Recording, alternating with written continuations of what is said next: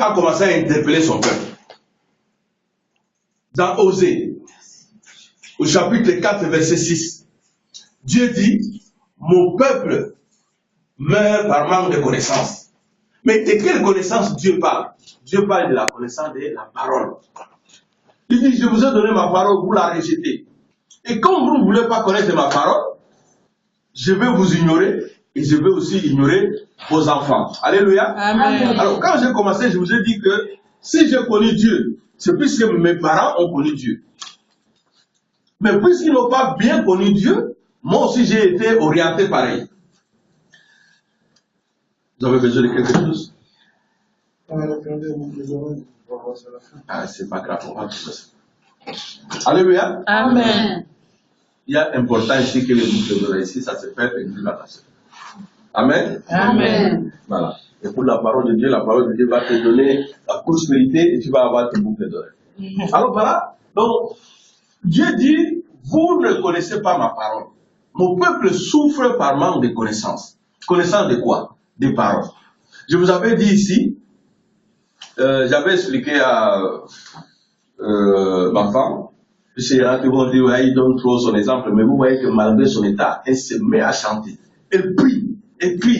Alors que nous qui sommes encore forts, on est là, on ne bouge pas. Alors je lui expliquais le nom d'un village où mon papa était d'école primaire, ça s'appelle Mangaï.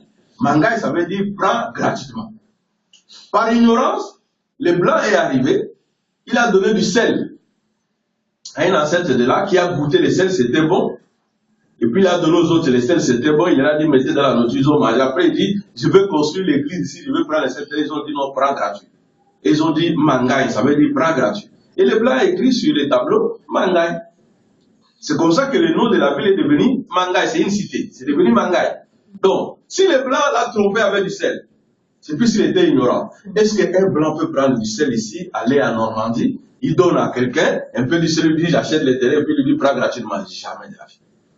Vous voyez, quand on est ignorant, on va trouver, regardez, on parle beaucoup de notre église au Grand Dame. Regardez, quand les gens se convertissent pour devenir protestants, pour devenir évangéliques comme nous, pour devenir témoins de Jéhovah, si vous venez ici, vous écoutez la parole de Dieu, quelqu'un ne va pas vous distraire en route. Il va vous raconter quelque chose, vous allez chercher votre Bible. Vous allez dire, qu'est-ce qu'on a dit dans la Bible? Qu'est-ce que Jésus a dit? Vous pouvez vous appeler votre pasteur. Mais on trouve quelqu'un en route, on lui dit, oui, ça va. Est-ce que tu sais que Jésus avait dit, la parole de Dieu, c'est la nourriture? Il dit, ah, moi, à la fin, là, je ne connais pas. Lui, c'est seulement quand le Père te dit, le Seigneur soit avec vous et avec votre esprit. C'est tout. C'est tout ce qu'il connaît les dimanches. Et normal, quand on va lui prêcher la parole de Dieu, il est surpris. Puisqu'on lui apporte une nouvelle. Alors Dieu nous veut ce soir, au ce matin, comme nous sommes entrés dans une nouvelle année, que nous ne soyons pas pauvres en parole de Dieu. Un enfant de Dieu ne peut pas rester dans sa maison, ne pas lire ne fût-ce que 3 lignes de la Bible par jour. Ce verset que je cite là, Osée 4, verset 6. Mon peuple meurt par manque de connaissance. Partout où on va t'appeler prêcher, si tu dis seulement Osée 4, verset 6, les gens récitent. Mais ils rentrent à la maison, ils déposent, ils suivent la musique de Mewé, ils suivent la musique de Kofi Olomide, ils boivent leur bière, ils déposent. Mais mon peuple, qu'est-ce que Dieu? Mon peuple meurt par manque de connaissance. Qu'est-ce que tu connais de la parole de Dieu? Qu'est-ce que tu sais que ton Dieu te veut? Toi, tu ne sais rien. Pour connaître la pensée de Dieu, c'est la parole de Dieu. La Bible dit dans Jean 1, à partir du verset 1 jusqu'à 3, il dit, au commencement était la parole, et la parole était Dieu. Au commencement était la parole. La parole était avec Dieu, et la parole était Dieu.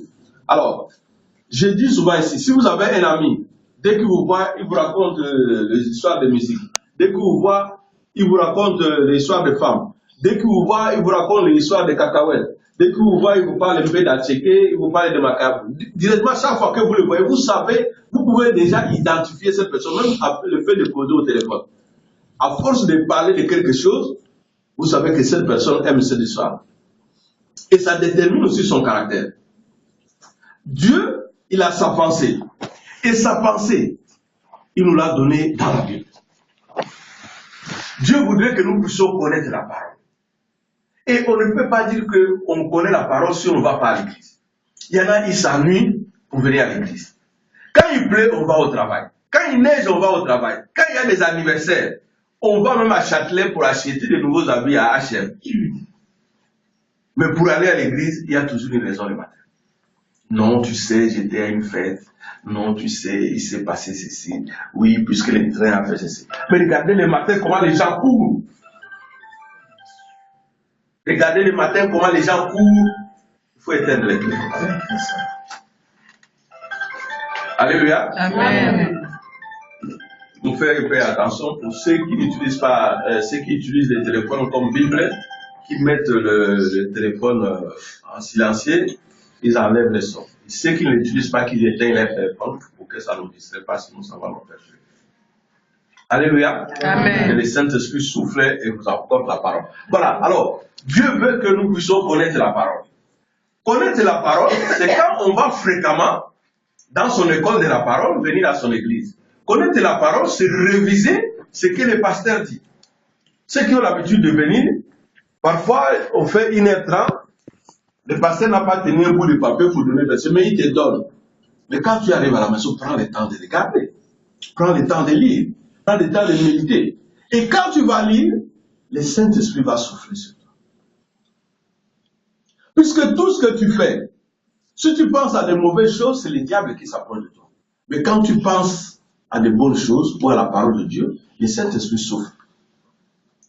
J'ai expliqué à l'équipe pastorale qu'il faut parfois lire la Bible. Vous allez trouver, on a écrit Isaac engendra Aminadab, Aminadab engendra Jéroboam, Jéroboam engendra Ruth, de laquelle fille d'Aki. Même si ce sont que ces noms-là, vous ne comprenez pas, lisez.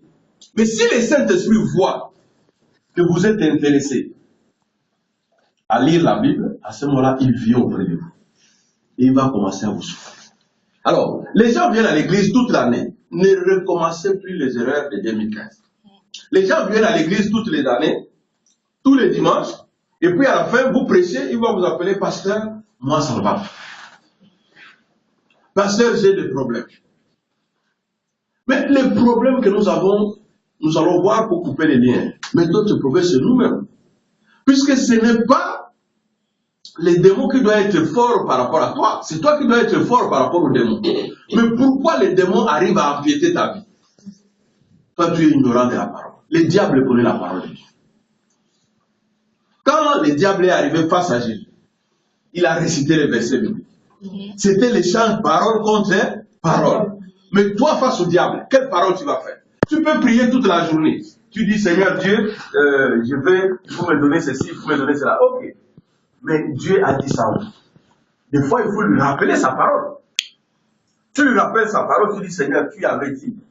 Seigneur, dans la Bible, il est écrit, automatiquement, puisque Dieu n'est pas un fils d'un homme pour mentir, ni un fils d'un homme pour se repentir. Donc, quand tu lui rappelles sa parole, il doit te prouver qu'il est Jéhovah Jireh comme il a montré à Abraham. Alléluia. Amen.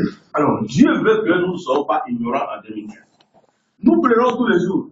Oui, pasteur, tu sais, moi, je viens à l'église, et puis, voilà, mes choses, ça ne marche pas, toujours pareil. Oui, ça ne marche pas, pourquoi? Tu veux des bénédictions. Est-ce que tu t'es déjà demandé quel est ton niveau de parole? Est-ce que tu es un bébé? Est-ce que tu es un enfant? Est-ce que tu es un ado? Ou tu es un adulte? Quel est ton niveau de parole? Est-ce que tu es bébé? Est-ce que tu es un enfant? Est-ce que tu es ado ou un adulte? Alors, Dieu, le Père, El Shaddai, le Dieu tout-puissant, le Dieu du possible, celui qui rend l'impossible possible, il est face à toi. Tu viens, tu dis, papa, il faut que je réussisse à mon école. Et puis il regarde et dit, mais lui là, il ne connaît même pas la parole. Donc c'est encore un bébé. Bon, après il dit, oui, celui-là, bon, ça va, il peut commencer à courir, on lui achète un vélo. Il mange un peu d'attiqué, il commence à manger des pots. Et puis Dieu regarde et dit, non, celui-là, il est ado,